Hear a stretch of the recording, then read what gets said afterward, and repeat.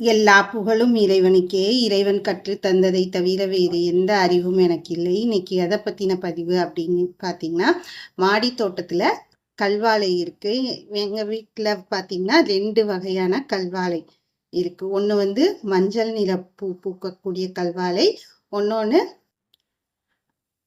Orange சொல்லுவோம் இல்லையா, அந்த நிறத்துல பூக்கக்கூடிய கல்வாழை இருக்கு. பூக்கள் பார்க்க ரொம்ப அழகா இருக்கும். இந்த ஆரஞ்சு நிற பூக்களுடைய கல்வாழை பார்த்தீங்கன்னா ரொம்ப பெருசா உயரம் அதிகமா வளர்ந்துருக்கும்.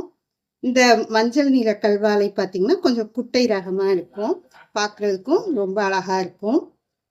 இந்த கல்வாழையோட முக்கிய பங்கு என்ன அப்படின்னு பார்த்தீங்கன்னா, எங்கெல்லாம் அமிலத்தன்மை அதிகமா இருக்க தண்ணி இருக்கோ அந்த இடத்துல வச்சீங்கன்னா அந்த அமிலத்தன்மையை ஈர்த்துக்கக்கூடிய தன்மை இந்த கல்வாழைக்கு இருக்கு.